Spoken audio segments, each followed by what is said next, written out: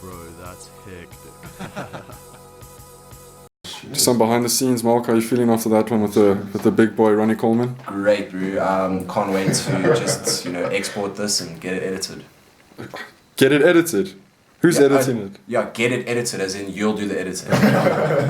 Bro, thanks so much for coming on. Thanks, guys. Maybe a little flex. I am now. Surely. Hey. Surely. Like a little. No. Zan's flex? Oh, Jeez, bro. been working hard, bro. Thanks for being our in-studio audience, Dad. Hello. Is that it? Does that all you say on camera? Hello? Thanks, Rob. It's been good. Sure thing. Nice. We're definitely going to make some merch out of you. There's a topic to the podcast, and somehow they just speak for like an hour. I think a way to test this is what topic would you give this? So when I'm searching for a podcast and I want to follow something, what are you going to call it? Well, we'd go through the footage, obviously, and pick out something. It'll also be like in the beginning of our, like a teaser, and that'll be the title of the video. So as long as that topic is what you're going to be spending an hour on or half an hour on, and I think you could have two. I don't know. You'd have to. But also, I think like our brand is hectic. Yeah. Like it's not meant to be. So you wanted to jump around. It's not. It's meant to be like we should be able to like we just spoke to musicians, then we spoke to a bodybuilder. Yeah. Like we should be.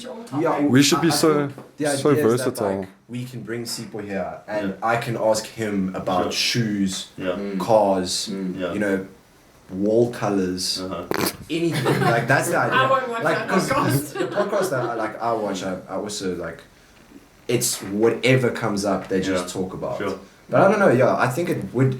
We could even do like with some guests, it's just the guest, and then with some we can have like specific topics that we want to cover and stuff. But I think it's also different like target markets. Like you want a specific topic that you know you're going to learn something about that when you get out of it. Yeah. I mean, I think for us it's more edutainment. Okay. So we catering to the younger market who want to be entertained but still learn something. I picked up that. Like I feel like someone definitely learned something out of Sipho speaking about creatine and all of that stuff. So I would say, I mean, you guys are all great around the table. You really rock, and you've all got your own thing that you bring. But I almost feel like you're trying to meet each other in the middle. And I think you need to, like in movies, you have a character. You actually start developing characters in a movie, like in a series. The ones that you're going to watch is after the first one. You've got this guy's a real chop. You've got that one that's a bit of a nerd. That one. You start actually getting character. You build characters. You guys must allow yourselves to move away from that. The topic's central, but you mustn't all try and aggregate to the middle. So you need to pick up, like you've got a certain personality that was quite different to this, in an angle on life and the way that you talk about stuff. But I feel like the three of you, Jordan, you anchor and you pull it into different directions. But I think it's important that the three of you develop your own characters and that you are different, that you're separate.